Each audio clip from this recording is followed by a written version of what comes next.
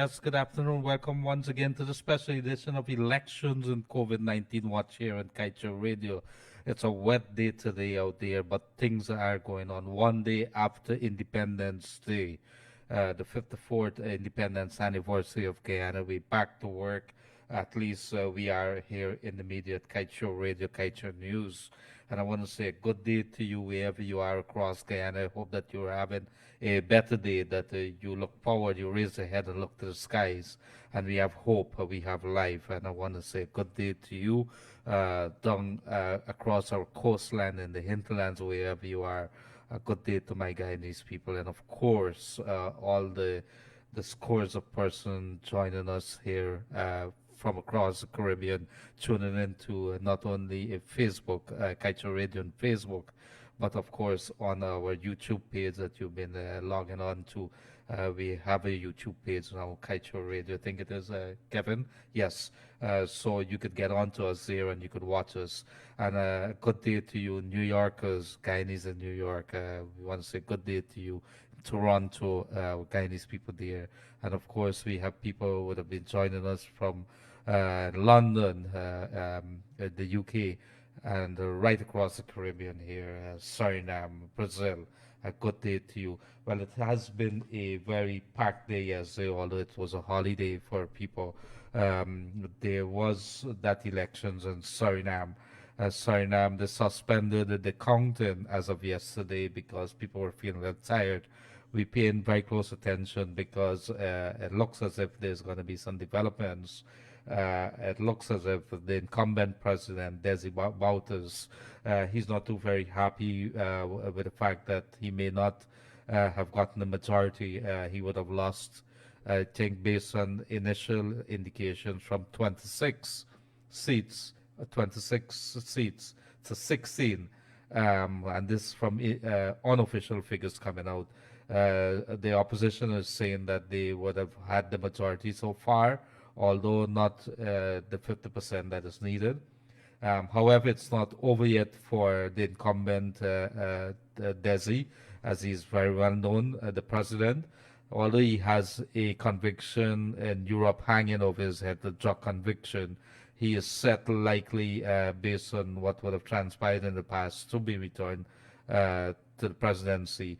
So we pay very close attention. But what is more important is that I think we are a few days away before that 25 days of the recounting Guyana, elections recounting Guyana is set to expire, but we rather expect that it's just going to be a formality for them to announce the those extra days and maybe one, two other counting stations that they're looking at.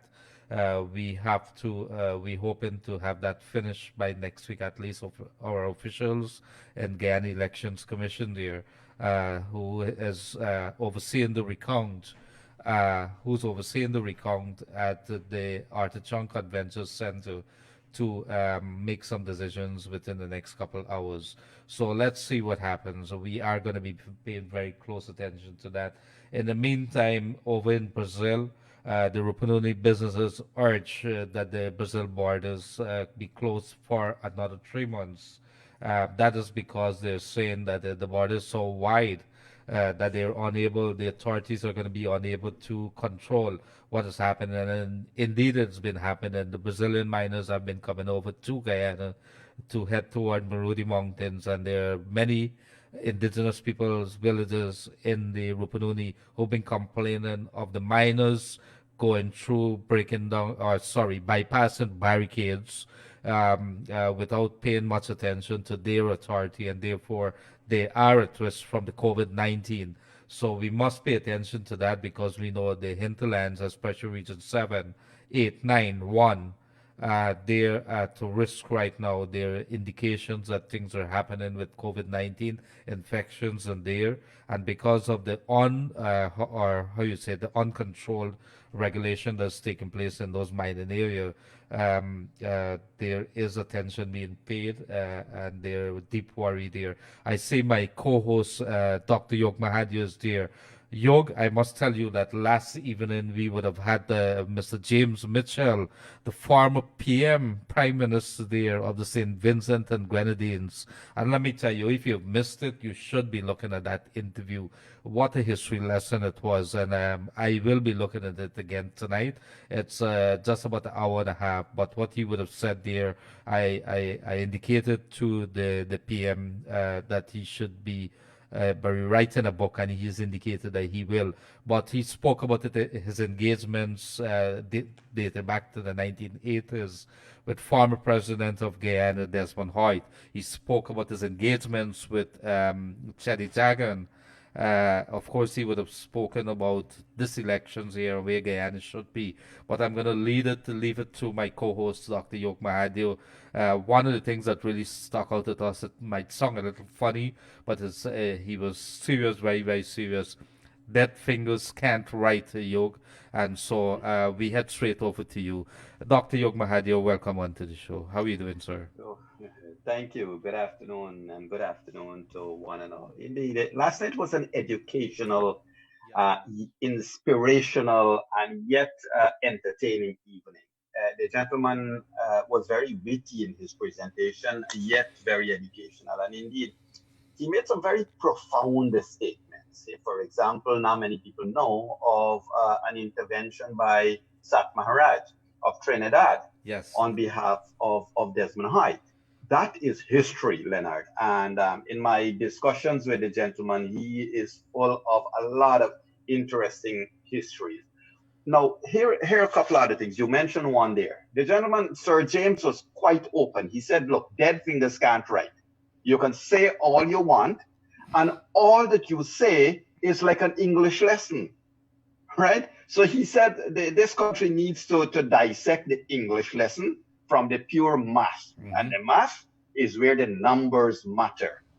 Now, we asked him about the anomalies, and his response immediately was with regards to all these anomalies. It's a math game, those were his words. So it was indeed a very interesting evening. And I must say to you, Leonard, and I want to say this to everyone in Guyana, including His Excellency the President. What is very clear is his writings, Leonard, and remember he referred to a writing by other Caribbean leaders. He referred to another book as well. But what is clear is that these people have recorded all their interactions with various Guyanese leaders. So while there are persons here who think that their meetings with various Caribbean leaders would remain secret, all of these men and distinguished men and women are recording their histories, and it would all be revealed in good time. So all the fluff we're spewing every day, it's gonna come down to black and white, as we do in room 592. It's the black and white matters. It's where the truth matters, and we unleash it. So sorry to be so long-winded on it, Leonard, but it was a very interesting evening. No, you're not long-winded. I was in the beginning. I would say, man, like he's gonna take us back till the 1960s. I wasn't even born then. But after getting into it, when he started talking to Desmond Hoyt, I liked Desmond Hoyt. I thought he at that point in time in the 1980s, it was interesting after Forbes Burnham would have died. What he did, but here you have a story about another man in another country who would have had a role to play, because we know that the banning of of flour and split peas and so on was a very sore point for Guyanese people. And when he would have spoken about the shrimp boat and the connection between that and the banning of flour and what he would have said to Desmond Hyde, I thought that was so striking. And then another part that really stuck out with me is when he spoke about Chedi Jagan, who in the early 90s was a little skeptical about the Commonwealth observers team that would have been coming here. And he says, he was very highly, to use my words, suspicious of as to what really was playing out here. But here you have somebody who's telling you a little bit of history, and then he's also saying he was a former CARICOM chair, the saying again, and here, this is not a road that you walk. and Correct. therefore let's do things a little differently. The world is paying attention. There's repercussions. I was trying to Hmm. really get out of him because he has, in addition to being a hotelier in Saint Vincent there, a beautiful place, lots of beaches there.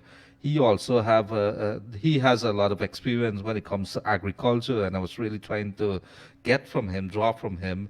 What are some of his experiences as again something that Saint Vincent does not have, versus Guyana, which got a lot of lands, and we've been talking about Guyana's potential over the years, and it seems to be a lot of that talks. We've never really been able to really transfer that into something that we would see the breadbasket of the Caribbean. We know, based on what we're seeing right now, we seem to be in a little better position than a lot of our sister countries within Hmm. CARICOM. But at the end of the day, it never really hurts to listen to people like James Mitchell, a Correct. former But leader of Leonard, yeah, right. don't underestimate the importance of some of the statements the gentleman made. No, for example, you yourself mentioned in passing, and we can take some of these things in passing, but look at the importance of it. Andre Rama just said it online. How many people in Guyana knew that the Caribbean leaders were actually involved in encouraging Desmond Hoyt to remove the ban on wheat and flour? I didn't know that. We, yeah, I mean, so that came out last night. That's a history lesson by itself. Everybody thought, because the government then took all the credits for it, but now we are knowing that it was, and one could only wonder if these distinguished men and women did not get involved, what would have happened? And he was quite outspoken about the Carter Center. He said, it is the Carter Center that got the PNC into government, that got APNU AFC into government, and all of these talks about keeping the Carter Center out should be really examined from another perspective. So it was interesting. Yes, and the other, we'll have to continue fleshing it out because when you Hmm. hear from leaders like this who's watching, and he seems to be very intimate with what is happening with Guyana Oh and yes. the developments from elections 2020. He had some very Hmm. strong words, he's saying that Mingo. I think at the last part, I'm not sure if you were paying attention, but he said Mingo, that matter should end up in court. That is how serious it is. So Right. we have to pay attention. But Yog, today I want to bring the people's attention to something that has been bothering me the last couple of days. I've been paying very close attention, and I want to call out a couple of people without really naming names. It comes to do, and that is mostly sparked by that story that is playing out in the U.S. at the moment. I think in Minneapolis, with that gentleman who the police officer would have kneeled on his neck. He Mm. subsequently died. You see this morning certain parts of that state. I think there's some violence that is happening there. So let me tell you why that is so relevant to us. In Guyana, the last couple of weeks, there's been a trend. People taking to social media, especially Facebook, and expressing themselves.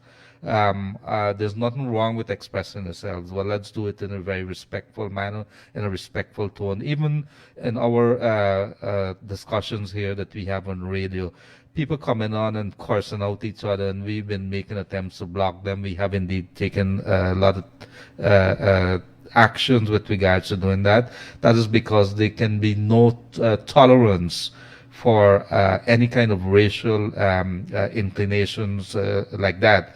But the three instances that I want to talk is about that lady who was rocking in her hammock, and she made those statements. She was back in the People's Progressive Party, and we have to call it as it is.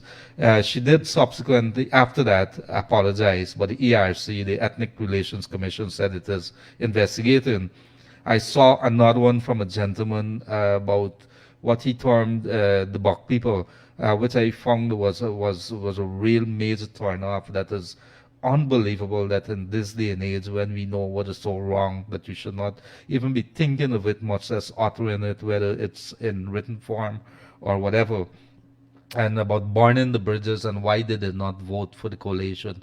And then there's another one, a person write, I don't intend to be racial, but what she subsequently, what she wrote after what followed was unbelievable again. So I'm not sure whether people are really thinking it through, but I want to say to you that as Guyanese, that we could do without these little sidebars, and it has a lot of impact. It is us versus you, instead of we looking at the entire issues that is taking place in Guyana and try to deal with it in a mature manner. We've been talking about maturity over the last couple of days, Yoga, and I know that is something very dear to your heart. Our people should be together, that we should tackle this thing together. So I want to say to you that there should be no place in this country when it comes to displaying those hatred, those racial tendencies. When the words come out, it's already there. You might be able to delete it, but people are screenshotting it, people are capturing it, people are sharing it, and it divides this country, and that is not something that we need at this point in time. We need our spirits to be uplifted. We need to look towards the future. We need to be looking beyond COVID-19, beyond elections 2020, while we're not out of the woods yet when it comes to dealing with these two major issues which have collided and has kind of morphed into what we have. It is not over yet by far, but we could very well do without what has been transpiring. I'm not sure, some thoughts from you, Yog, but it's really bothering me, and I know a couple of friends have reached out to myself too. Mhm. Well, look, I mean, at the end of the day, we need to have absolutely no tolerance at all for any disparaging of each other. We can speak without being in any way disrespectful or disparaging. We can talk law, we can talk truth, we can also share opinions of our interpretation. I mean, that's why you have a court of law, Leonard. Both sides give their opinion, an educated opinion that is based on precedent and so forth. So yes, I mean that matter in that we have been seeing about that poor gentleman who was abused by the police. I think subsequently those officers were immediately suspended and they have been removed from the job. Um, but condign action has been taken. You are right. Whether we should name and shame people who are engaged in racial undertones and racism, or we should ignore them. One of the things I have sought to do, Leonard, as soon as I see something, whether it's pornography on Facebook, whether it's racism, whether it's disrespect, whether it's religiosity, I would make a report to Facebook. And invariably, Facebook would take them down. I do not report what I believe is a freedom of speech. I do not report what I believe is a right of expression. But when it comes that you will try to remove the rights of others by inserting your own, then there is a question. So, there are crazy things happening on all sides. And sometimes we have to have tolerance in terms of allowing people to ventilate, but the tolerance must stop when it gets to be threatening or when it gets to a point where it's removing our right to speak. Yeah. And that's the fine line. Well, you see, the thing is, what you're seeing here is going beyond now. If Yog Mahadeo is not PPP, why shouldn't you be PPP? And I can't tolerate you, Yog Mahadeo, for not for not backing my party, the PPP, or not backing the coalition, whichever parties that I may back. And if you don't do that, you should see the nonsense that is happening, and the women cursing out men, men cursing out women, and it goes back and forth. And I'm saying, what happens again at the end of the day here? Maybe it's me being emotional, but it really is something that I feel very strongly that we have to really not tolerate. Definitely take a Correct. stance, and we should be calling out these people here whenever you see them. I blocked some people that I know that I would have respected, but this coalition, sorry, not the coalition, this elections 2020 has brought out some ugliness, and we have to call it what it is. That is not good for this country. So guess what? It's a different day, it's a new day, one day after independence, and we would have seen the celebrations or the muted celebrations yesterday, the flags being raised. We should be looking forward to next year that COVID is behind us, that we should be gathered around our flag when it's being raised there, that we should be singing. I saw somebody over, I think in Florida, put on her computer and she's playing our national songs and very loudly with a big Guyana flag, and that made me feel so good. She was out of tune most of the times. Well, guess what? She's doing her thing, man. So let us in our But country, Leonard, yeah.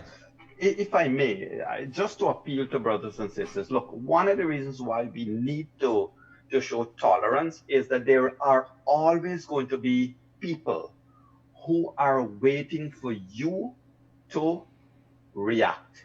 The moment you react, they're going to use that as the start of a chorus, like what happened overseas there with that unfortunate death, right? People use it. There was riot and things that happened that led to more and more civil unrest. So there is always going to be a difference as to how far we can extend what we need to do. There is absolute freedom. There is rights. Everybody have their own rights. Everyone has their own right. But the unique thing that we must know is to stay away from become sucked into it. And I'll tell you what I mean. Sorry to bring it right back to politics. I'll tell you what I mean. If you look at what's been happening in the political divide, everyday people get sucked into things. And Leonard, 2 days ago, we heard one gentleman talking about 86,000 or 82,000, I think he said, anomalies. As of yesterday, that changed to 90,000 or 90 something thousand, right? The people who are repeating it are adding all the time. They're adding all the time. But the truth is, Leonard, and here is the undiluted truth. Take this morning at the Artichoke Convention Center. I made a post on Facebook about this. This morning at the Artichoke Convention Center, somebody decided, okay, we have a list of 100 names, 100 serial numbers that we want to call out, and we need you, GCOM, to verify whether they voted or not. So GCOM would normally respond by saying ticked or unticked. So they proceeded. So imagine to call out 100 names, how much time is being wasted. Okay, that is your right to investigate 100 names. But guess what, Leonard? If you are GCOM and I'm calling out 100 numbers, and in this instance, there were 4 numbers that GCOM said were ticked, but nobody is allowed to verify that those numbers were indeed ticked. I see it as a problem, because if you want to have an independent and open process, it must be independent and open. If the rest of this country did not question what Mingo was doing at that day, who knows where we would have been today. Thank God that people stood up, that today we did not slide backwards. We're moving ahead. We're moving ahead with a lot of suspicions for each other. But Leonard, I say that to draw the public attention. Look what's happening in Suriname. The counting, the ballot boxes is stored in one huge place, and the entire country is looking on. It's streamed live on TV, Facebook, YouTube. You can go there and you can see everything as it's unfolding. Here, they are scared to do the video. It must only be audio. You can't have people looking at the ballot boxes. You can't, so it just leads to, but at the end of the day, at least we're moving somewhere. We're moving. Well, absolutely, Yog. Have you been paying attention to this death certificate issue and the access that the coalition would have had to it? Very much so. Well, very much so. In fact, yes. I was checking out the laws of the country. I spoke to one or two of our legal colleagues, and it is something we can deal with. Well, let me see if I put this in a nutshell, and if I'm wrong or if I go off a little, please correct me. But in a nutshell, in the last couple of days, there were questions being asked as to how the coalition representatives would have gotten their hands on what is purported to be copies of death certificate. And so the coalition came out this morning and pointed out to the section of the law when it dealing with registration of births and deaths under the section Part 5 completed registration forms. And I think in fourth section, I think paragraph 2, everyone shall be entitled, and this has to do who could access it. I think this is what it's saying, that we should read it as that anybody as on the pay could have access to a copy of a birth certificate. So you and I could discuss this, but it says here, everyone shall be entitled on payment of the fee prescribed by the minister by order to sort the indices between the hours of 10 o'clock in the morning and 4 o'clock in the afternoon of every day except public holidays and Saturdays, and to have extracted therefrom a sealed certificate of birth in Form 4 or a sealed certificate of death in Form 5, as the case may be. In essence, how I read that is that Yog Mahadeo could go and ask for birth certificate of Leonard Gildarie, God forbids, and as long as he pays the fees, he could have access to it. Is that how you read it too? Well, Leonard, you made a classic error, I think. Thank you. When you started to read that section, you quoted it correctly. You said everyone shall be entitled, and in your interpretation, 2 seconds later, you said anybody can. Everyone is not anyone. If you look at the death certificate application form, you have to have intimate knowledge of the person who died, their first name, last name, date of death. Let's just presume you can gather all of that from the list that's in your possession.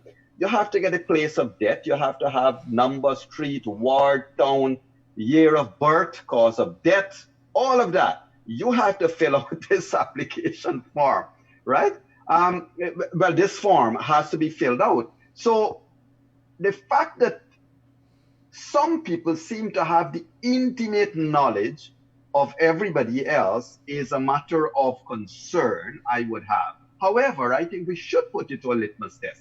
I think that maybe, if I may be so bold to suggest to you, sir, maybe a reporter or two should call the Postmaster General, should call the registrar maybe, and say, look, I have report that somebody died at wherever, and I would like to access to the indices, and I would like to get a copy of the certificate. Let's do it from the test. Let people from the public go in and see whether it is true or not. That's the way we'll know. Absolutely, because I'm not sure, and you're right. Everyone can be everybody, and I think I could remember applying for birth certificates, copies of, and I'm not sure about the death. I've never really done that, but the birth certificate that asks you which hospital was a person born, what was the father name, what was the mother name, and how long you're incomplete, that it is not complete and you can't submit it. So you're right. But it's not impossible, Yoga, and this is a stretch of imagination that I know where you were born with. Do you think that's impossible? It is not impossible. I know your mom's name too. Yeah, it is not impossible, but to have the intimate details. I'm right? just kidding you there. Okay, I know it's difficult this. Yeah, you might know my mom's name, but do you have my mom's registered name, or do you know her call name?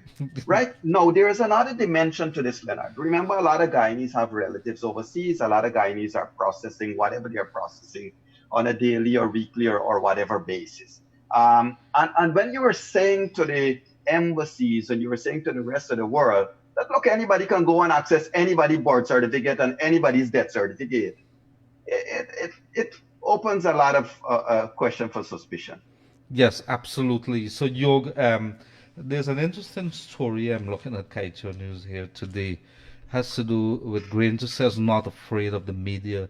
He had an exclusive interview, and the story pretty interesting. It shows you what my only desire is that the media should be truthful, Granger said, and explain to the Guyanese people what has occurred since the 2nd of March. And I believe if the media were truthful, if political parties were honest, we'd be able to overcome some of the anxieties and apprehension. There's been a lot of misinformation. There's been fake reports, and this has caused the confusion. And the report went into it, and they even did point out that it is not really so much the media. It could have been, not could have been. It was the coalition that did a lot of misinformation. Yes, at one point in time, I think DPI issued a statement, congratulations the president on his re-election, and the recount is going on. Yep. How premature that could have been, the reporter would have said. I'm not sure whether you had a look at it, but it looks I did. it is something to really think about when it comes to fake news. And we could remember I think it's Donald Trump. One of the things that he really went after was like places like CNN and so when they would have been Mhm. bringing out saying, you're bringing out a lot of fake news there, Yog. And so But that was, Leonard, yes. mhm, put it in perspective. But let me take one step backwards. In saying what, in you and I saying what we said about the birth certificates and death certificates, we are not negating, we are in no way negating the fact that if APNO AFC has been called upon by GCOM to prove its case, then GCOM will have to prove its case. We're not negating that GCOM may have had access, APNO may have had access to certificates or details of birth or death. But what we are saying, Leonard, anybody in this computer age can make up any certificate anyway. Having a photograph of it is not a certificate. We have seen certificates of everybody floating online, right? We know people even have fake education certificate and everything else. No, no jokes here. But the truth is that it will have to be verified. If you bring me a certificate, what would an embassy do? What would the police do? When the police got to give you a police clearance, they have to check your records. They can't base on your application of what you are saying alone. Because we have a case where people have sworn, they have taken an oath to uphold the Constitution. So their words matter nothing anymore. You have to check the veracity of what they're saying by going back to the registrar. Now, to your point about Mr. Grains' statement, yes, indeed, I would like to challenge Kaiju News. First of all, kudos to Kaiju News for bringing that article out. Leonard, whoever is your editor there, I think that should be a standard. Every time a politician says anything in this country here on, it must be fact checked. You got to expose the lies, have to put it out there and let people judge for themselves. That is one thing that has rattled President Trump throughout his career. The media has been calling, and he continues to call them fake media. We are now seeing that the Guyanese president has resorted to the same thing and calling the media fake media. However, it is the same Guyanese president that doesn't meet with the media. He prefers to meet with those who he knows he can control the narrative. And that alone, you cannot have a controlled environment of controlling the narrative and say, well, the media is being untruthful or the media is spreading misinformation. Speak to the point. Where is the misinformation and who peddled it? That has to come out. I'm surprised that a seasoned person like his interviewer could not have pushed him back to say, sir, if you're saying there's misinformation, if you're saying there's mistruth being peddled, which media house, what reporter, who said it, let's go to the media monitoring unit and close them down. Well, in fact, the Guyana Broadcasting Authority, because I was paying very close attention, I was hoping that they would have issued a statement. They did issue a statement about a week or so back with regards to operators in the broadcasting world in Guyana. And you know what they said? Kudos to the operators who would have shown that they displayed professionalism and they did very well during this election time.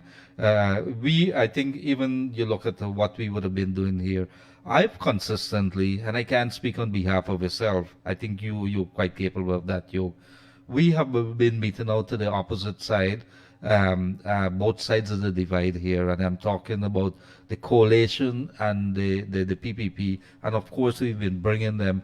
Specifically, the opposition, they have been more than happy to be coming on, but it pains me at times to tell the people that we have really reached out to the coalition side, and I think they have a preference, maybe being more comfortable with one, two of their areas, their forums that they go into. I think there's a forum right across the Recount Center there at the Aquatic Center that is being run, I think, by Christopher Jones and I think Shara Dungan. And they have a preference to go there. I think at one point in time the media were contemplating boycotting any kind of interviews with the coalition because they were bypassing the tent in front of the recount center and going across the other side. I think somebody got smart and they started coming. But the point is, we have really opened ourselves. You come on, whatever you want to say. It's your narrative. Of course, we can bring in the questions and we're gonna ask it. They have not been coming. Right. I have written to the president for an interview. They said they would get back to me. It's been more than a week now. I'm gonna get But back to them today. correct. But Leonard, let me mention this. Look, perceptions are very important. In 2011, in 2011, then President Barajagdio referred to the journalists as vultures and carrion crows. If you recall that outburst that he made at a PPP rally, Of course. where he singled out Kaiser News, Stabrook News, Channel 6, Demerara Waves, and called you guys vultures. And had you not been doing your work from then to now, where would have this country been? So the media plays an important role. Let me take another step. Isn't it just a week ago that Mr. Barajagde was at the tent in front of the Artichon Convention Center, where he refused to talk to one of the reporters? And the entire media rallied around that one reporter. And the former president, now opposition leader, had to step back and deal with it. Now he is a opposition leader. He is ready to go in the tent and face everybody and not say you're restricted to two questions. And last example I'll give you. Leonard, do you remember Do Not Sing as chairman of GCOM? The kind of questions that was being put to this man in GCOM building by reporters, you remember they're so harassed, probably is a bad word to use, but you get my point. They were so much in Do Not Sing's face. At some time, we thought Do Not Sing would have been sick there and then. But it is the media's role to ferret out the truth, to get the truth out. The politicians are always going to do what they want to do. But you cannot call the media fake messengers, mistruths, misinformation peddlers without identifying what is the mistruth, what is the misinformation, and who is spreading it. And let me tell you this, Yog. This thing is not hard, you know. I'm not a PR person or whatever it is, the spin doctors or so. But I believe that you have a story to tell, you should tell it. And let me bring some cases in point. Do you believe in your heart that this coalition has not done some good works? I've written about it before, and I'm going to say to you, I believe that there are a couple of things that this coalition has done very, very well in. I like when they would have gone after the police force and they did some changes in it, because we would have gone, what would have been happening in the police force? People were being stopped. You could remember the years, the late commissioner of police, I think is Larry Lewis, was there for years. That had stopped, I think, promotions within the ranks. And that was something that's all been changed now. You have a number of deputy commissioners in charge of different area law enforcement. That was a big thing for this coalition that I believe that should have been done over the years. There's a little better respect for the police now than they were, like, let's say, more than 5 years back. I think that was a very big thing. They need to have to tell that story. We're the PR people that's supposed to be doing the job. The DPIs, instead of just parroting something, they needed to and then in the hinterlands and so lots of work. Those ICT hub, have we been able to talk about that? But the point is, what I'm trying to make is that this government should not have anything to hide. They should be coming out and say, look, at this point in time, this is the situation. That is it. This is how we can move forward. We need to hear about COVID-19. We need to hear about our oil money, what is happening with the companies. You know, today there's a big issue going on, and that was the next issue that I wanted to raise. Um, Yesterday, while on the show, I did a couple minutes because the people were calling. I apologize for that. I know. But somebody called and asked, Why is the oil companies or the oil operations and the gold mining sector being deemed as essential services and everything else is closed? Is it that these people got a lot of money and I have a lot of gold mining friends? I'm sorry, but these are the questions that are being asked. Um, why do we believe that your essential services, you continue as normal, and then you see what has happened here, the number of cases risen? The oil company are being allowed in, they're dropping the people at the airport, they're being given okay to bring in plane loads and leave with plane loads. I think the time is going to be up very shortly for another month would have passed, and there's going to be another crew, a shift that's going to be leaving Guyana from what is happening offshore there on the FPSO, and they're going to be going to the airport to be leaving on a plane. In the meantime, that is essential services. Do we know? Do we know whether they are being tested before they come? What kind of certificates are being given to the authorities in Guyana to ensure that they're clear from COVID-19? We know the hoops that our people abroad would have had to jump through, including the ones that are coming back now, the 300. Do you know there's a statement that's issued this morning from the Ministry of Foreign Affairs that when you come back here, although you might get a certificate to say that you have to be clear of COVID-19, that you could come back here and very well be quarantined for 14 days as well. In fact, before you even come here, jump on a plane and be allowed back into the country, you have to sign a declaration that you'd be willing to be in quarantine for 14 days, in addition to possibly that certificate that you would have to submit to say that you've tested and that you're free. So these are the questions that people are being asked. And so when we come back to the issue, I'm a little long-winded here, Yog, but when it comes back to the issue of fake news, when it comes back to the issue of us not doing the work of the opposition of by Jack Dale and David Granger, it means that we're doing our job. And it's always been said, if you're doing your job as the media, you would not find favor with whoever's in power or who's in the opposition because you're criticizing the hell out of them. So, let the chips fall wherever it is. You're always going to get cussed whether you do it or you don't do it. Damned if you do, damned if you don't. Correct. And the position though is actually very important, Leonard. Here is why. There is a particular group, the state media, that does not give coverage to anything other than their own views. I am on record. You are on record. We have been calling them. We have written to them. We have sent messages and emails to bring them to the table to have discussions. Nobody wants to come and have discussions, but they're going to beat you up when you talk to everybody else. But come back to the point. The state media, Leonard, the Guyana, what you call them, the Department of Political Information, DPI, Department of Political Information, is spending all the time, pushing political propaganda. And Mrs. Khan et al. Are every day drinking coffee, using an AC office, earning their salaries, paid for by the taxpayers of this country. But they cannot represent any view. What bothers me is that some of these same people 5 years ago were singing from a moral background, from a moral platform. Today, morality has sunk in the abyss of political expediency.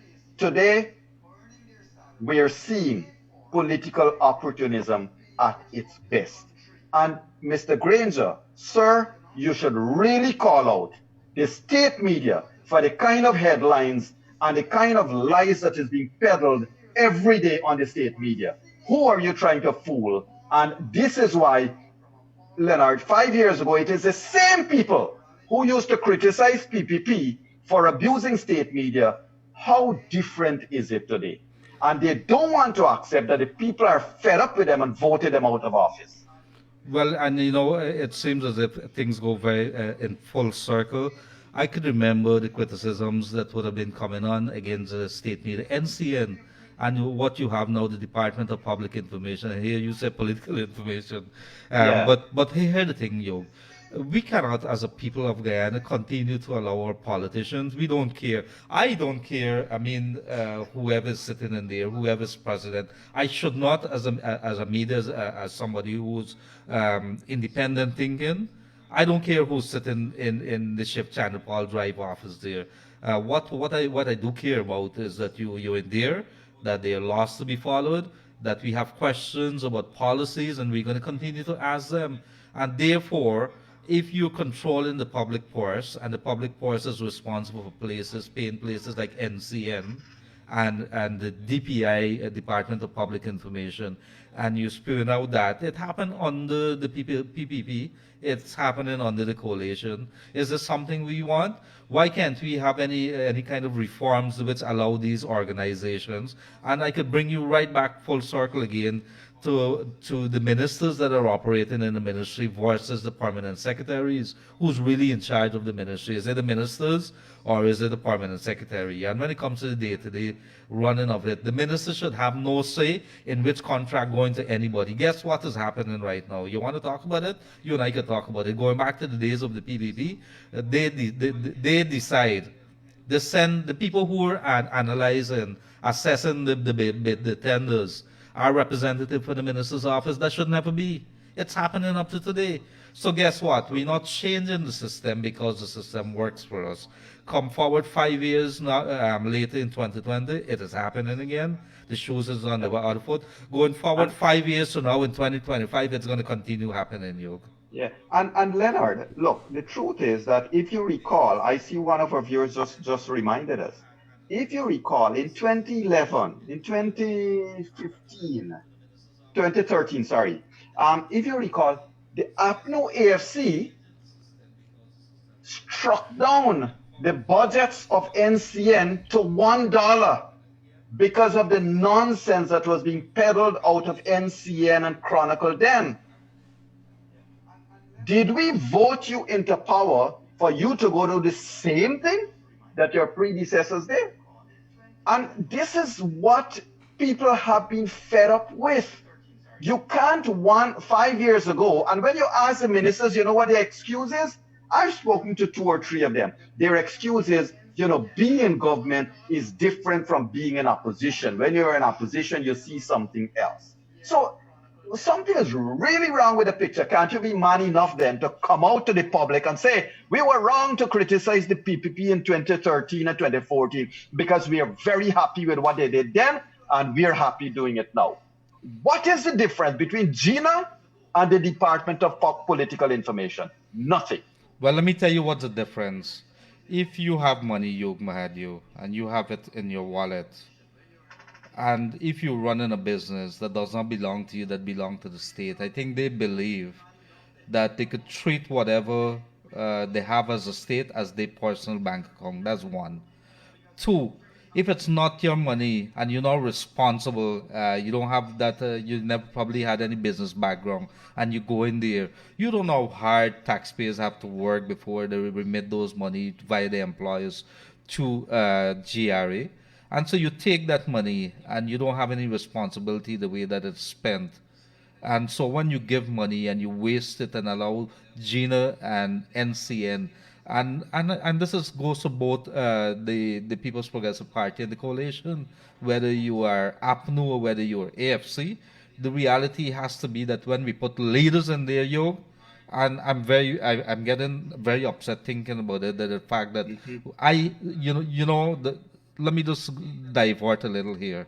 We have done investigations from Kaichor News here on some of the earnings and some of the tax that are being paid by some contractors, and sad to say, some of them who earning millions, literally hundreds of millions every year, or the revenues is that. I am paying more tax per year for my little job that I have here than what the big contractors are paying. But you drive in a Lexus and you live in a big fancy house with pole and everything, and I'm paying more taxes than you. What is wrong with that picture, Yog? Correct. And Leonard, I mean, we can carry on ad nauseum about this, but the truth is, AFNU AFC needs to realize something. The same things that this population was fed up about with regards to the PPP's term in office, they have been doing the same thing: corruption, bribery, one scandal after another, and racism. The same thing. So if people did not accept it under PPP, the people will not accept it under you. But, the PPP had to move out of office. Now we are seeing another thing. And I want to bring us back to the election thing because I know you want to go to the lines. Mm-hmm. But I want to bring us back to something else. For the first week, 2 weeks, maybe, after March 2nd, right? We see, oh, we won our elections, but we are not giving you our SOPs. The only reason you would hide the SOPs is you want to hide the truth from the people of this country. Right? That's one. Two, after that first week where we won the election, but we are not sharing our SOPs, all of a sudden you start hearing about, let's share it. Let's all come together and share it. Number three, after that, oh, there is a massive fraud all across the country except to Region 4. Now we are back to talking, let's share it up. Leonard, the truth is, a man or woman, nobody, the law has a very unique phrase. One should not benefit from his own crime. No one should be allowed to benefit from his crime. At this stage, this population needs to get together and ensure that the cycle of political opportunism do not continue to spiral our lives outside of our own control. We have to hold government responsible. Yes, I do. Thank you for that, Dr. Yog Mahadeo. If you're not joining us, Elections COVID-19 Watch, 226-7453. I think the callers have been calling us, and then we've been talking a lot, but there's some important issues to have been raised, and we did raise them. Yog, we talk a little about Suriname in a little moment. But we want to open the lines because we want to hear from you what is happening in your community, and of course, we want to hear how COVID is treating you. So let's go straight to the phone lines. Yes, good afternoon, caller. You on the air? Good afternoon, gentlemen. Good afternoon, sir. Couple of points. One, anyone can apply for a birth certificate. Not everyone can get anyone's birth certificate. Anybody can challenge me on that. I know the law on that. Secondly, I enjoyed the program with the guy last night, and one of the things I was saying to myself, you don't get into ask no question, but I believe in some strange way, Mr. James protected you guys because nobody could say you asked a question.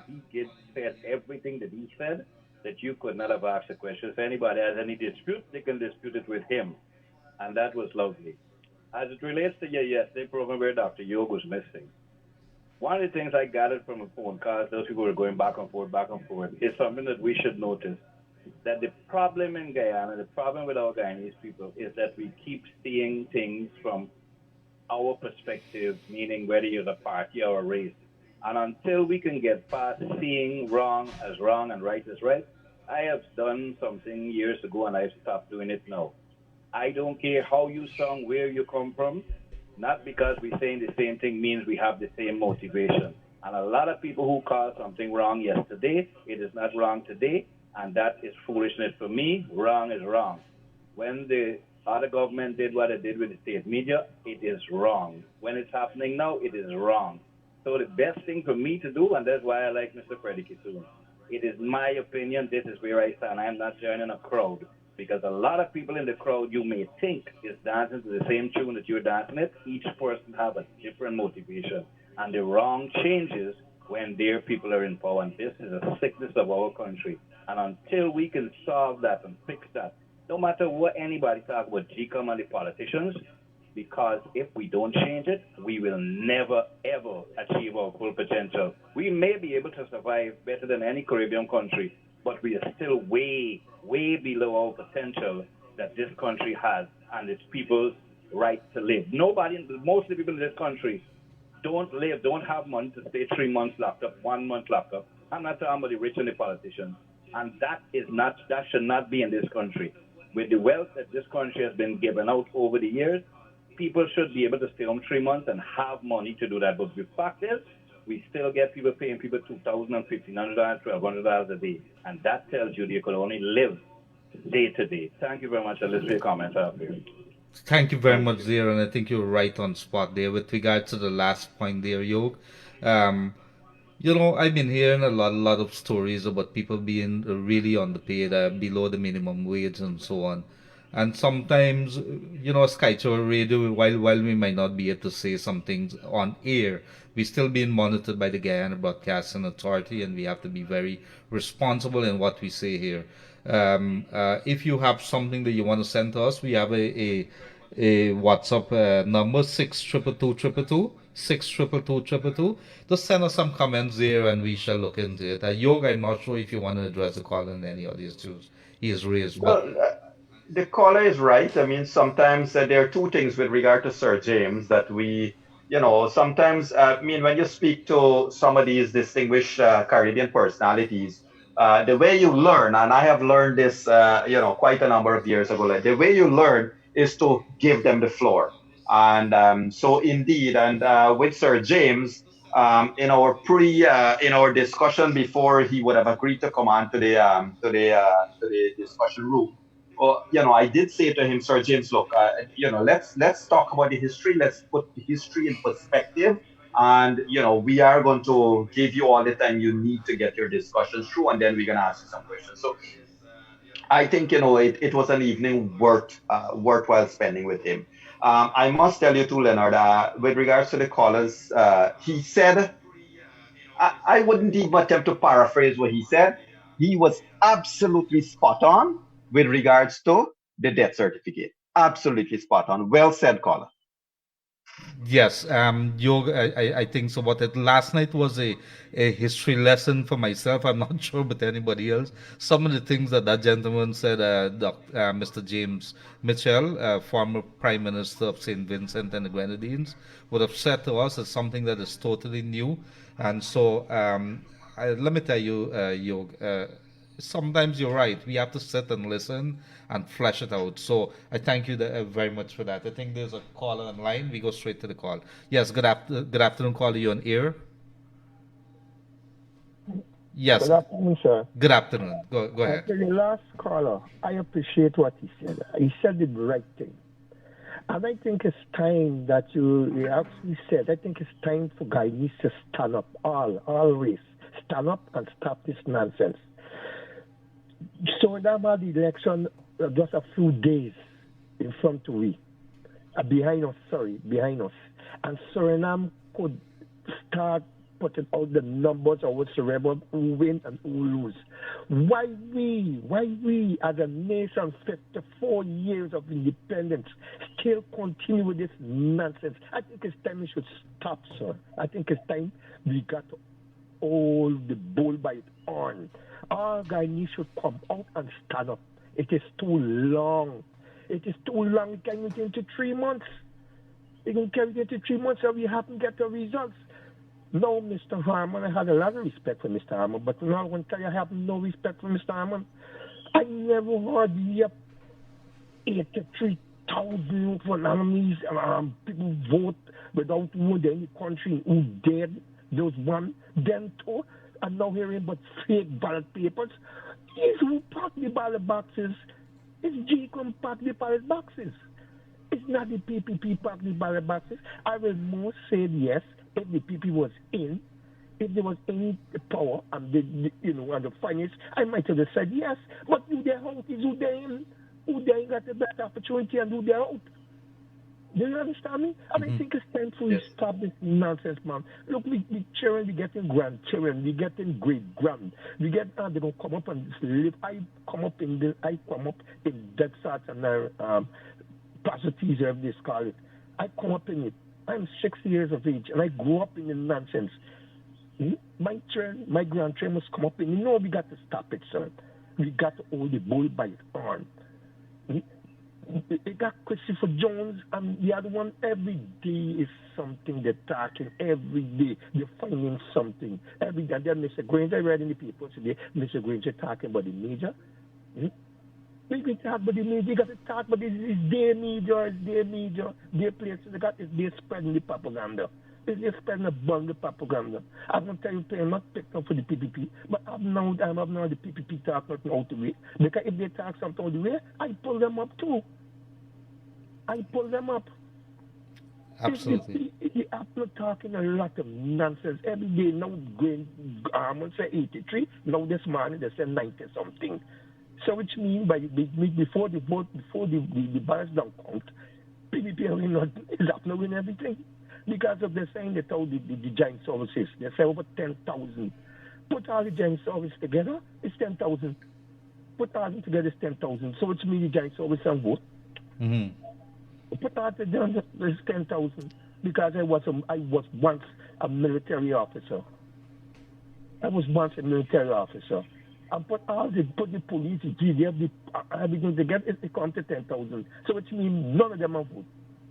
None of them vote good. They got to stop this nonsense. They lose the election, come out gracefully. I'm done with it. Thank you very much. Thank you very much. And Yog, that gentleman remind me something that you said a little earlier, which is that the GCOM had problems releasing their statement of polls. And if my grandmother was living now, the one from Enmore, should be saying, if it's your daddy and your mama one. And so let me ask you, is who really GCOM serving? GCOM is supposed to be serving the people, and by extension, the ministers and the public servants are there as servants of the people. And Correct. so, you're not there. You can't decide off your own. I'm going to withhold information from Yog Mahadeo or Gildarie or to the people of Guyana by extension. You have a responsibility. You're mandated to do that. You're supposed to, if he asks you, what is it that GCOM, I can understand a politician doing that. GCOM is not a politician. GCOM is a creature of the people. What nonsense are we talking? But I'm not sure. You want to respond quickly to the caller before we go to the lines? Okay. I thank you for the call, caller. Not to respond, but I want to throw to the Guyanese public the following paradigm. If a government of Guyana refuses to accept the numbers, as Sir James said last, it is a math issue. Leonard, if another party or when another party gets into government, what will be the state of the opposition? Can you imagine APNU AFC in opposition?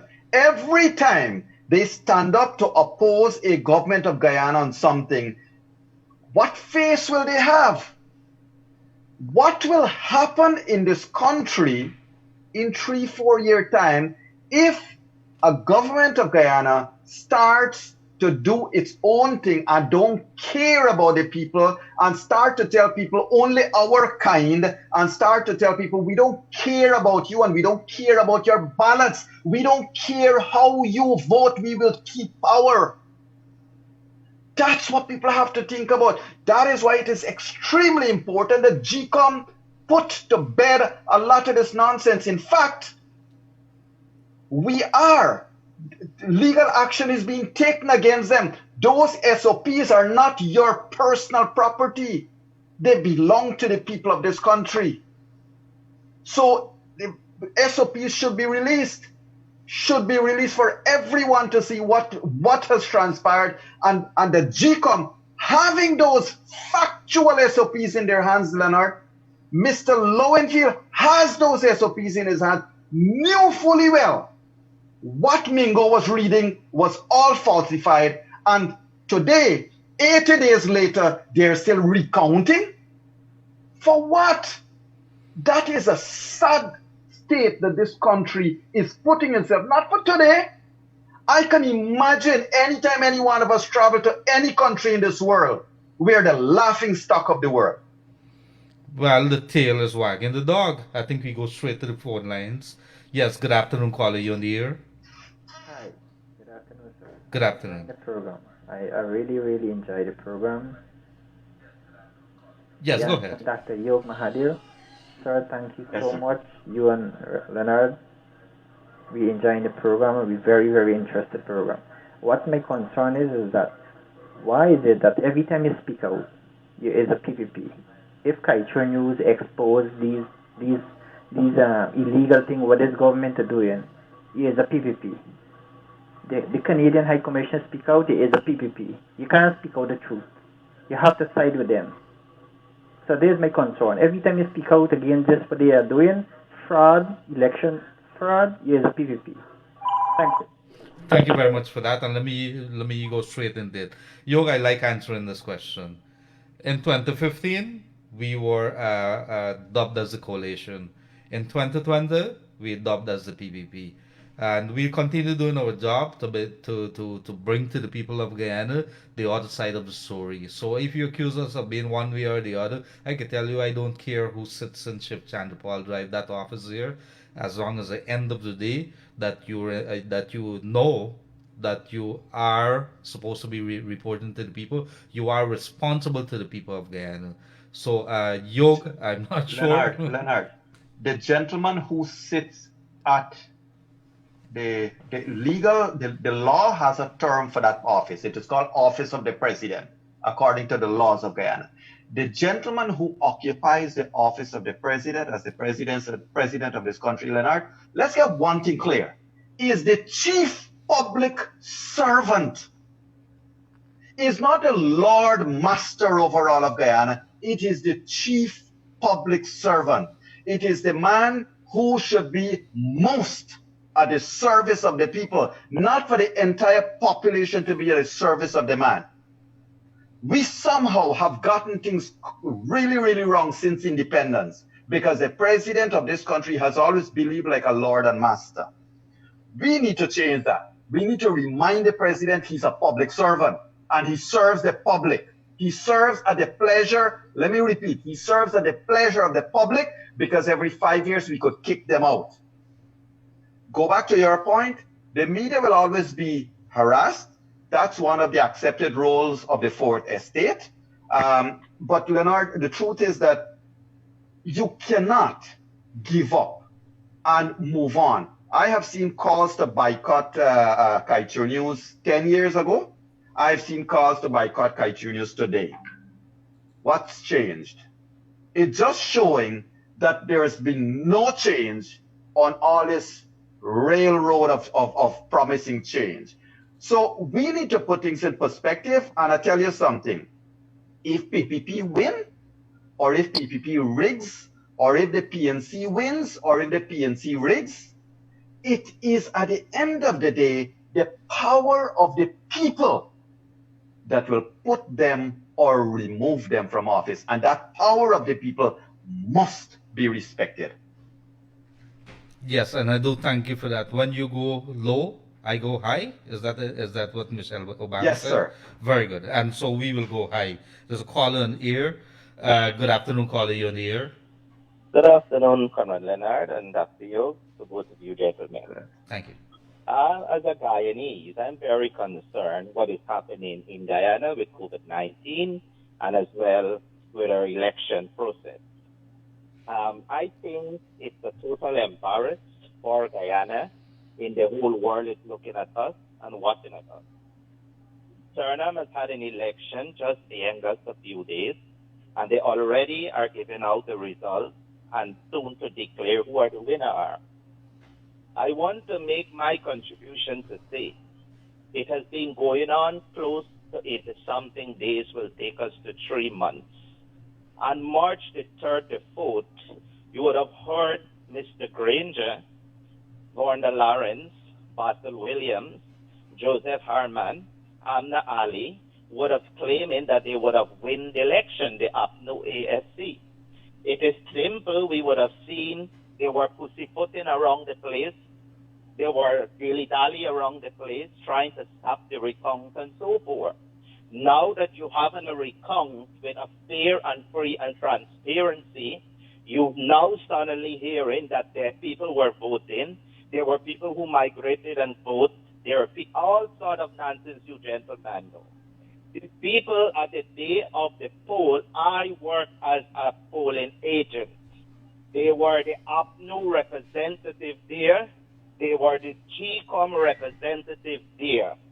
To acknowledge and to see when someone dead get up and vote and say, you know what, this is a dead person and he cannot vote. So my view here today, this whole crop with Mr. Harman and all of them, the APNU know they have lost election, but they want to hold on and hang on to power. And they don't concern about the people in Guyana.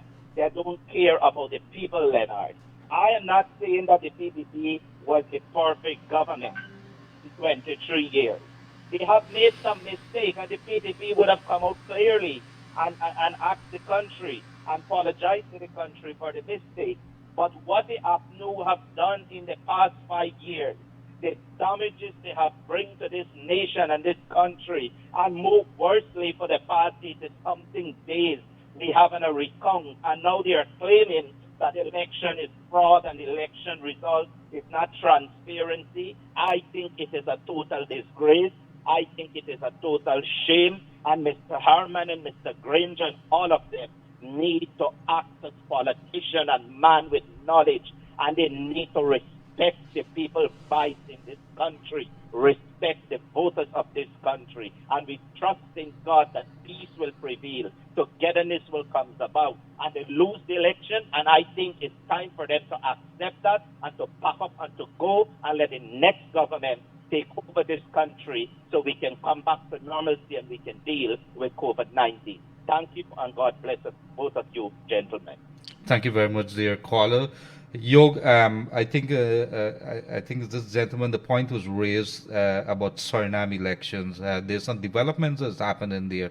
I think it is the Washington Post or one of them would have said that the OS has reported, and of course this is being disputed as we speak, about some discrepancies, about worries over elections day on Monday in that neighbor of ours. Are we seeing anything? Are we hearing anything as to whether there are problems there? Not as yet, Leonard. I have spoken to somebody over there. We are getting in touch with persons over there. And one of the good news is we're actually trying to have somebody join our room 592, hopefully sooner rather than later. Of course, we'll see how things unfold. Yes, I do thank you for that. And I do thank you for that caller too. Some words of encouragement. We should get together. There's a caller online. Good afternoon, and Leonard, however, though, all the callers today, I must say, this is what Guyana needs. We must all stand up, be unafraid, speak out. There's a caller online. Yes, good afternoon, caller. Go ahead. Good afternoon to you. Good afternoon, Mr. Yog. I'm enjoying your program very much. So can you please explain to the Guyanese nation what the same police, the police force that APNU AFC did so well in the past 5 years, what are they doing now? All the illegal thing running in the police force. Thank you very much. Thank you very much for that. I'm not sure. We know over the years there are many things that would have been raised about the police force, the protection of certain groups and of them shaking down people on the road. I think the caller should have been a little more specific there, but there is, I know, a very vibrant man there. I think Mr. Macanlal, the Police Complaints Department, and I know that there are many cases in which plenty actions would have been taken. A number of senior policemen would have been sent home. A lot of them have been sent on leave pending investigations. There is an air about the police force now, which is different. You see police stopping you on the road. At least they don't know me, and I don't advertise myself. But they pull you into the corner now. Good afternoon, sir. Good afternoon, ma'am. How you doing? And those are the kind of respectful behavior that you see. And they tell you that you want to start your car. They're very respectful about it. There was a time when we could have reported other instances of get out of the car, put you to lie down on the ground. We saw photographs on that. And so it's a different time now. They know that the cameras are on, dash cams are on, people have the cameras and it's up and ready to record what is happening. So Yog, quickly, I'm not sure if anything you want to raise on that. Not really. I mean, I must say that the police force has been improving. I would say the police force has been improving. Whether it's a political directive or not, it certainly doesn't bear out because I think the government has been going the wrong way. They have been going backwards. But I think, the police force, there are always going to be some rotten eggs and we need to weed them out. Also, Leonard, I know that the top brass in the police are always open to discussing, to report the bad eggs. I myself have had a few run-in with them and I've not stopped short at lodging complaints when it's needed. That's how you correct it. And this is the message to the government. You perform poorly and the people voted you out. Accept that. Don't think that because the votes that went against you were Mercury or some Venus or something, you perform badly, you're going to be voted out of office. Yes, and you're so right, Yog. We'll have to continue paying attention to what is happening with the police force there. And I happen to have some decent friends there, people that you could call, and people who want to see this country in a better way.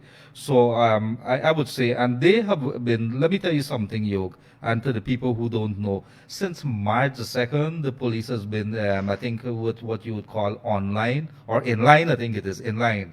It means that they've been stationed at the various stations, or they've been on call, and they've been going into work without any days off because of the elections situation.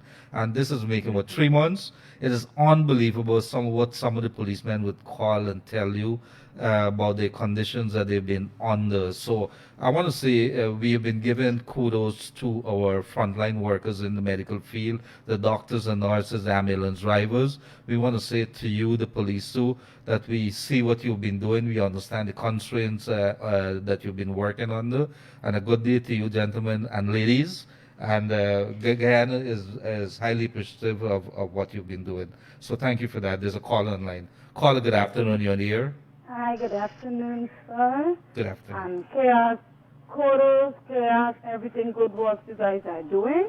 The only reason why I'm calling you here now is possible I could ask if you guys could put over that conversation we have with Sergeant Mitchell on some television program back. So who in see it and who in know, I myself learn a lot from that program. I'm 44 years old, and things that I have never heard before. I learned, and I heard that this morning. I woke up, I tell my father about it. And I want the politicians, GCOM, and everybody must listen to that program. The public of Guyana see it and heard what that program was about, especially the pigeon carrier, especially the exam in the election is the only one that people see is the math. You know, and that's the best program you guys have ever done in 592 for so far. Thank you. Thank you very much, sir. And keep up the good work. Bring it out. Everything that you get, you guys bring it out. Thank you again. Thank you. And Yog, yes, you're right. And that thing had me smiling last night when he says, if the pigeon could have changed the message. And I thought, no, that was such a lovely. And, he has a very disarming way of putting over the little funny stories, but he has a very serious message in it. And Correct. And these are people that if we want to learn, we have to listen to the leaders of Singapore, of the Malaysia, the lessons to be learned from there. And James Mitchell is such a phenomenal person when it comes to the history of the Caribbean. This guy knows Satmaraj from Trinidad, tell you Desmond Hoyt, 1986 also. So very few people, institutional knowledge, institutional memory. We got to be very thankful for these people and for what they've brought to the fore. But of course, with regards to that program, Yog, we have it on our Facebook. Yog has it there. Kaichor has it there. We're going to try to have it replayed maybe on Sunday again. And we can figure out some other ways of getting it. I think it's on our YouTube page, Kaichor Radio as well. So you could be able to get it there. So thank you very much there to that caller. There's another caller online. Yes. Good afternoon, caller. You're on the air. Yes. I am calling from Canada. I'm not a politician, but I'm a businessman. I'm living in Canada for 30 years now. And I want to give my take. But before I say, I must say hi to Leonard and Yog. You guys are great, and you guys are doing a stuff. You know what my phone... Yes, go ahead, sir. Go ahead, sir. I think we did lost that call there. Our apologies about that. But I want to say hello to our people who are listening to us from as far as Mexico. There's somebody from Mexico, Yog, of Canada, New York. I want to say good day to you. Norway as well. Norway. Somebody's been listening to us from Norway. I think now is in the evening in Norway. So if you're hooked up right now, I want to say good day to you. That's very far away. I like Norway. I have some journalist friends of mine that I would hook up with from time to time because of our relationship with them when it came to that forest deal. when you learn so much how one nation, one European nation has been doing it. So, Yog, I think there's another call in line. Well, good afternoon, caller. You on the air? Yes. Good afternoon, caller. You on the air? Good afternoon, Mr. Gildarie, Dr. Mahadeo. Yes. Good afternoon, sir. Good afternoon. It was sad to read in the papers about the passing of Mr. Khurshid Sattar. It's really sad. And when I've read that after the election of 2015, how they kicked him out and how they went and searched his place and confiscated certain stuff from him, so it's very disrespectful for a man who actually revamped the whole taxation system and those things, and no respect around that time ends, you know. They should have really said something about his death and give some condolences to him. Thank you very much. Thank you very much. Well, when I learned yesterday, a few minutes after he would have died at the St. Joseph Mercy Hospital, some family of his would have notified myself, and I did mention it, broke the news on air with regards to his passing. But during his tenure there, I know that he would have done overseen GRA during a very critical period during the 2000s, and that is where GRA, after it would have morphed from Inland Revenue, I was told, to what it became as an authority. He would have overseen that, so he played a big role. In 2015, there were some questions, and I must say that today, I think he's been laid to rest. There's a funeral that's happening right now. And so, again, we don't want to echo our deepest condolences, but it is indeed true. He would have played a big role with what GRA would have developed into. The government, the coalition would have had some issues leading up to 2015 with his performance, and they would have taken certain actions. He defended those actions. He did issue a statement and says, he had offered to stay on, and but after he saw the attitude and how they would have treated him, he was glad that they would have let go of him, fired him, because it would allow him to look at other areas that he wanted to pursue, maybe even write a book. And I think he did went into some other contracts of his own. But Khurshid, he and I became friends after the 2015, and we chatted a little. I would call him to seek his advice on things that I wasn't very clear about. But of course, he was a very, friendly person when he came off that job, and I did learn a lot from him. So I did speak to his son yesterday, Riyadh, and Riyadh, and I did express he was a big follower of our show, Yog. He did watch us on many, I think every day he was looking at us. And I did, over the last couple of weeks, would have been receiving texts from him. And so, although he was ill, and, I want to say condolences to his family, his friends, and of course I know there are many at the Guyana Revenue Authority who would have rubbed shoulders with him, who thought highly of him too.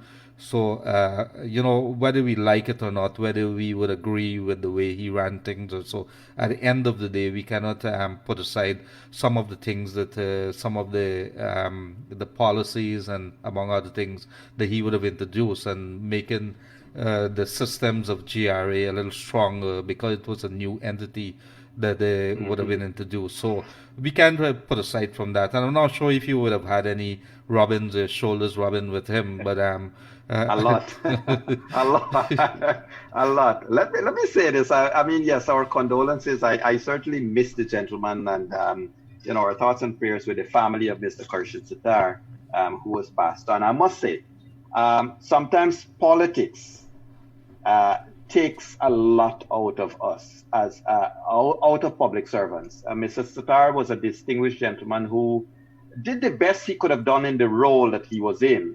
And I want to say this without getting too much into it, Leonard. One can only imagine, you all can only imagine the pressures that might have been brought to bear in those positions from politicians, given the history of politics in Guyana and how politicians try to control everything. That being said, though, Leonard, I can tell you this. The gentleman was a fine, fine, fine gentleman. He was distinguished. He had his own way of doing things. I know there are numerous times he and I spoke off air unofficially about a number of things, and he always tried to separate the politics from what he personally believes and what he personally pursues. Yes, and I think he was very close to the Muslim community as a Muslim, and so they are mourning that. So deepest condolences to the family again. So there's another caller in line. Yes, good afternoon, caller. You on air? Good afternoon, gentlemen. Good afternoon, sir. I just want to make another point. Looking at the last 4 years yesterday, I had a lot to say positively about Guyana, which is basically about hope. So one of the things I'd like to make a point about, even after the call is after about Mr. Curtis Satar, and my condolences to his family, one of the things that our bureaucrats and from PSs come down in public service and so has done wrong in the last 4 years is that they have allowed themselves to be insulated with politicians. And that is why our country is able to be so manipulated from GCOM to the Ethnic Relations Commission to GRA. All of it has been so entwined with politics. This is the only country that I can see in the world that we have union members that are politicians that are supposed to be fighting against the government for the people. So we have allowed ourselves, as we went to school, you got the doctorate, your certificates and everything, and to get these jobs. And then you allow yourself to be controlled by politicians. And obviously, when the next one comes in, because of you took a political stand, they will take you out. And that is something that these people have to learn. Politicians are dirty, we know that. But if the bureaucrats allow themselves to be bought by politicians, then this country is lost further down the road. I hope for the next 50 years, if I'm alive, that this country and the bureaucrats learn that politicians will be politicians. But if you're placed in a job, regardless of where the GRA, GCOM, Ethnic Relations Commission, you're there to do a job for the people and you're employed by the people, not for the politicians and by the politicians. Thank you very much. Thank you very much. And let me tell you this, that caller there is so spot on, Yog. That is something that we've been looking at. We look, and let's look to the US, and that's a good example. When you would have seen judges making decisions, when you would have seen, I think the medical guy that was advising Donald Trump on this COVID-19, I think he has lost his job, Fauci or whatever his name is.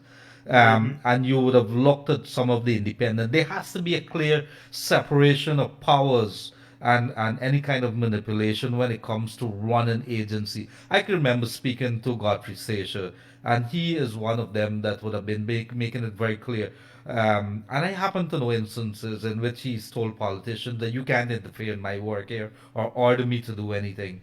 And he does that for both sides. And these are the kind of people, judges who could make decisions based on the law, strict fine line. I happen to see some decisions that were made, and you want to know whether these people are living in a different world, whether they hold the ethics of their profession very highly, or whether they've thrown caution to the wind and says, I don't care about my legacy. Whatever it is, at the end of the day, there has to be a clear separation when it comes to what the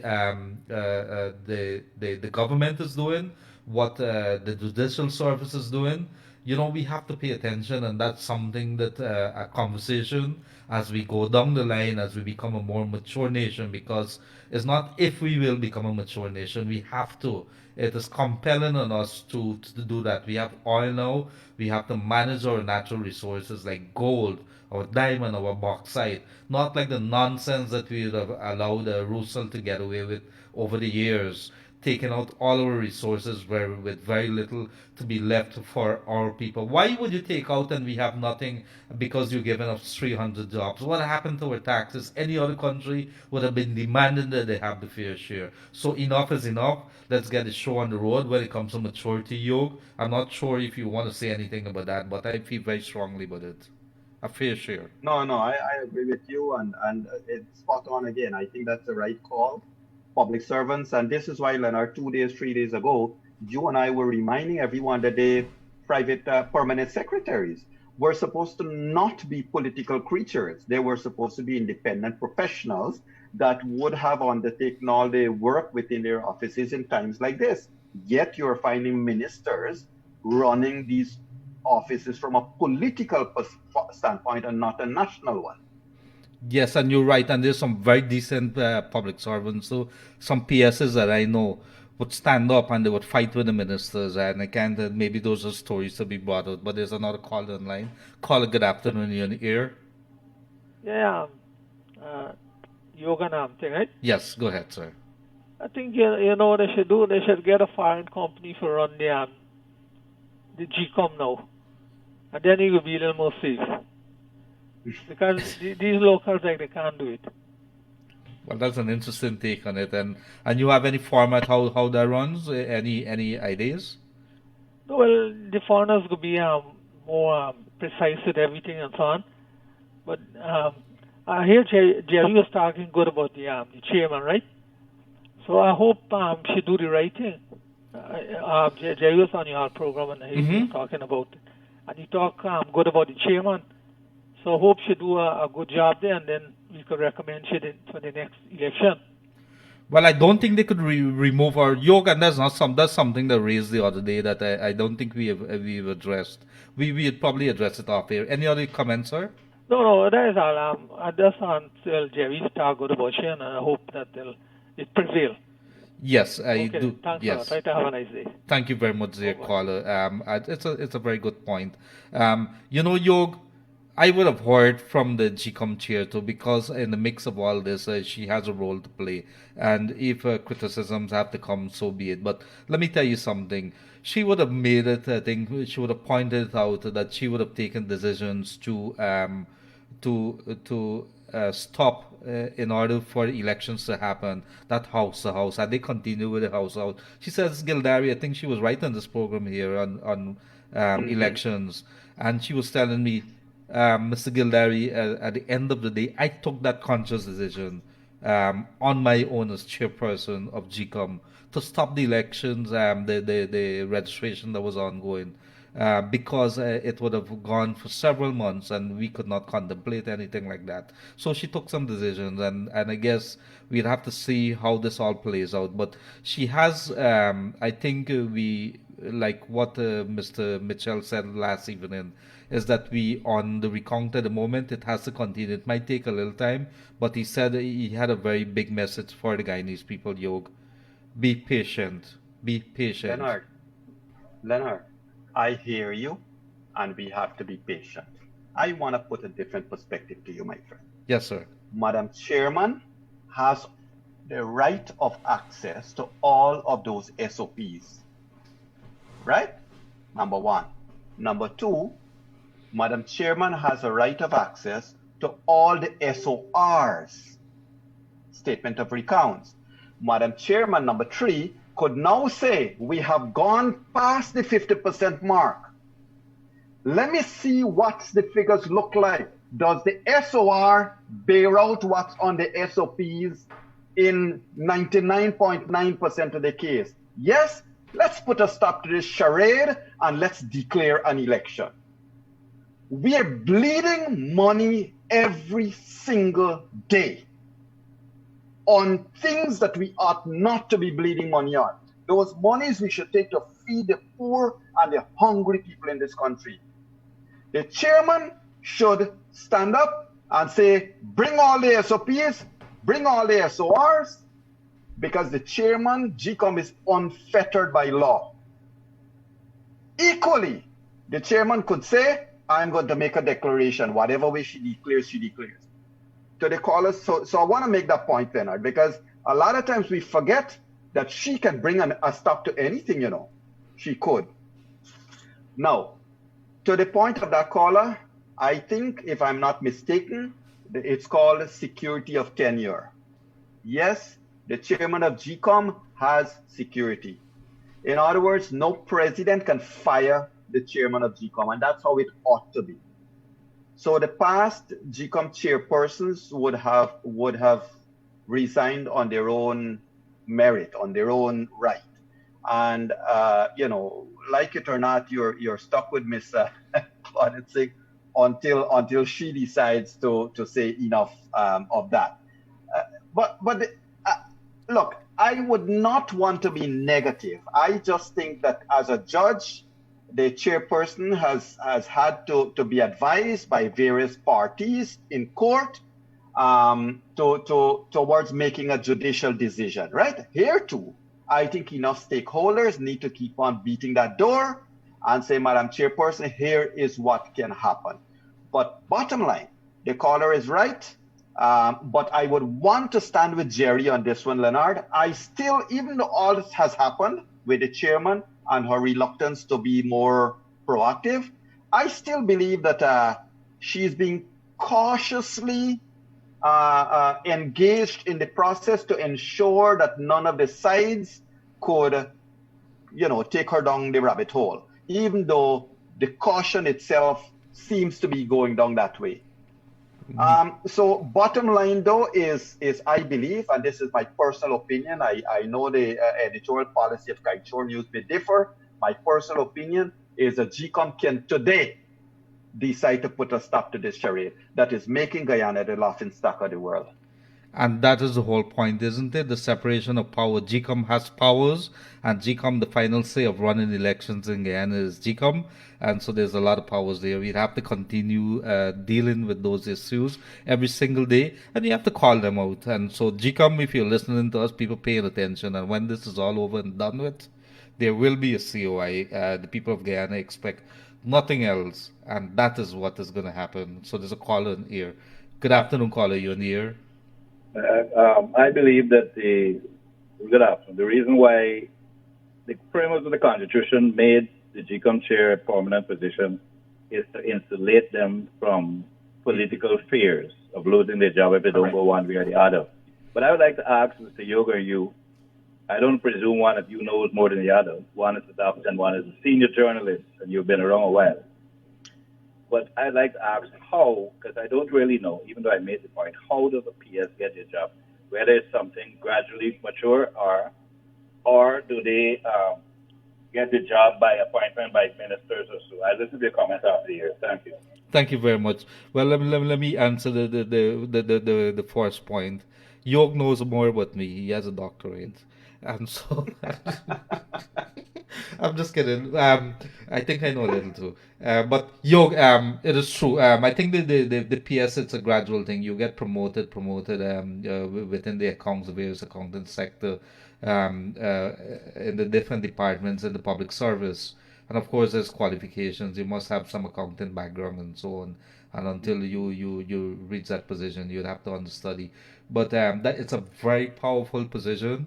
It's a signer of checks within the various ministry. So if you're sitting there, you're the one who, in essence, the daily operations of the ministry, ensuring that before you sign off, that there are reports that this contract is completed. So that person, in essence, is the chief executive officer, we would have said, who runs the ministry. The minister, on the other hand, is the one who is supposed to come up with various programs like, okay, we go to cabinet, we're gonna make this, let's say, Ministry of Education. This year here, we're gonna do away with grade 6. That's the policy. So the minister has a different role than the PS. He or she is not supposed to interfere in what the PS is doing or direct the PS. The PS is independent. That is carrying out the policy which would have been handed down by the minister. However, we would see the minister say, let's give this one a house lot. Let me see if you need a house lot. Who you voting for? But we left it as that. But you want to comment on that? Well, look, there's a private, there is the constitutional body, the Public Service Commission. Mm-hmm. So what happens in the case of most public servants? There is a format that their appointment goes through. What has happened though, we got to be very pragmatic about it, Leonard. The permanent secretaries are deemed to be the chief accounting officers for the ministries. The minister of government would be the person that is ensuring that the ministry's direction matches the political strategy. So a politician promises to deliver this to the country. The minister will try to ensure that the ministry is so evolved as to direct itself along there. However, what has been happening historically. Remember, the problem we have, Leonard, is that governments of Guyana have been too long in power. You had 28 years of Burnham rule. And so people became great-great-great-grandfathers in their positions. And I don't mean that in terms of fatherhood. I meant that in terms of seniority within the system.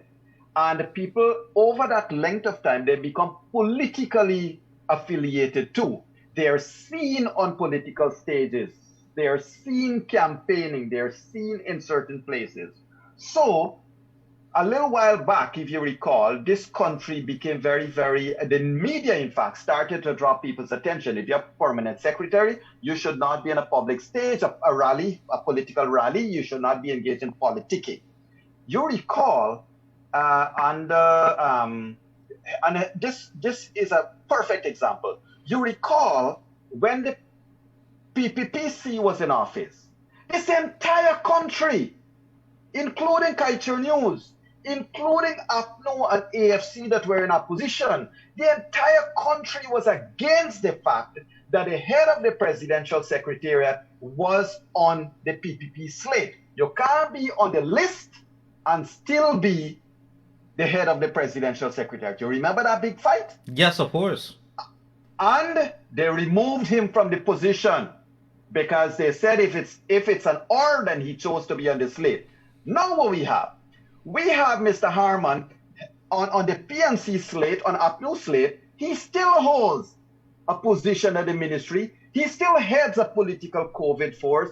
He still holds all the positions. All of them continue to hold political positions even though the elections are not finished. One might say doctrine of necessity steps in. But my friend, doctrine of necessity, the word necessity will speak loud and clear as to what is really necessary. To the point though, so the permanent secretaries this thing went to court. I think Chief Justice Ian Chang ruled on some of the practices that would have been unconstitutional and so forth. But at the end of the day, the permanent secretaries are the name permanent. They're supposed to be the one with the transitionary knowledge from one minister to another and stuff like that. You recall, sorry to be a little elongated, because the history is important. You recall when the PPP came into office in 1992, there was a standoff between some of the persons who were holding positions in the ministries and the new government. So the new government could not get its strategies discussed, accepted, and evolved out of the ministers.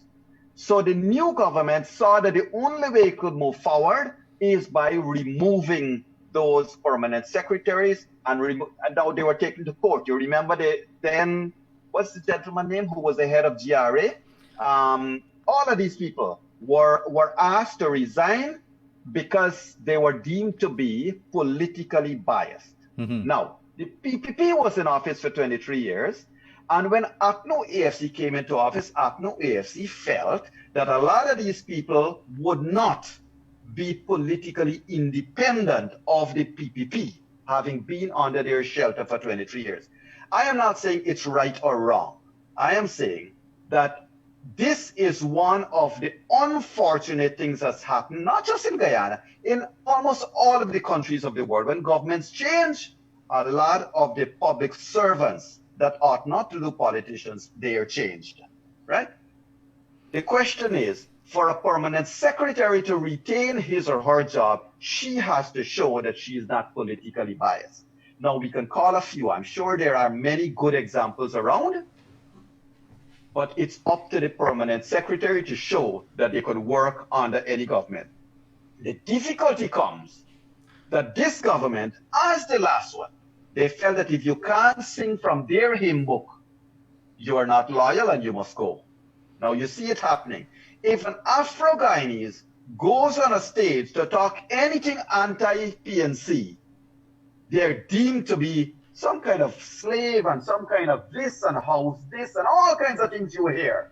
You've seen all the negatives heaped upon Bishop Edgil and all of them, right? When an Indo-Guyanese goes over to the PNC and he does whatever he wants to do, you see all kinds of names. we gotta move past these things. People have a right to back who they want. Not because of Indo-Guyanese, do we have to? I've always said, and I'm going to close this part by saying this. This Guyana will probably evolve the day the day PNC has an Indo-Guyanese leader and PPP has an Afro-Guyanese leader. Maybe then we can move ahead. I might be dead and you might be dead before that happens. And that is me being very, how you say it, negative. But there's a call online. Let's go straight to the air. Caller, good afternoon. You're on air. Yes, I think we lost that call. Let's go quickly to COVID, Yoga. As of yesterday, there were 139 cases, confirmed cases, 11 deaths, 1,000, almost 1,500 tests conducted, 66 in institutional isolation, 2 in institution quarantine, and 62 recovered cases. So we want to bring that to you. But the big news is that there's deep worry at the Brazilian border with Guyana because of 1,000 miles of border there that is very difficult to monitor. So we have to continue paying attention to that.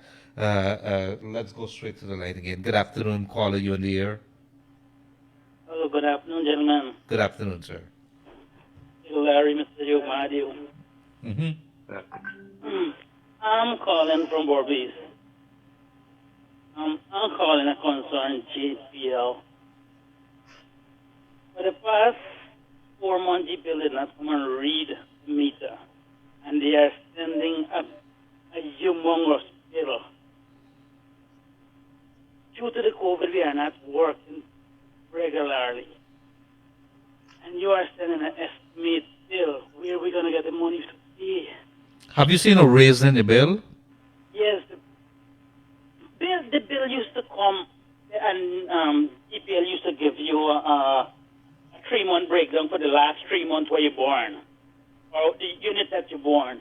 And they do the same and say for the last 3 months we did not read meter, you born the same thing?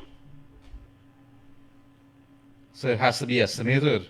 Right, it's estimated, and normally I born 5,000, between $5,000 to $6,000 per month. And now they estimated $12,000 per month. And which part in Berbice is this? This is Blairmont. Blairmont, okay.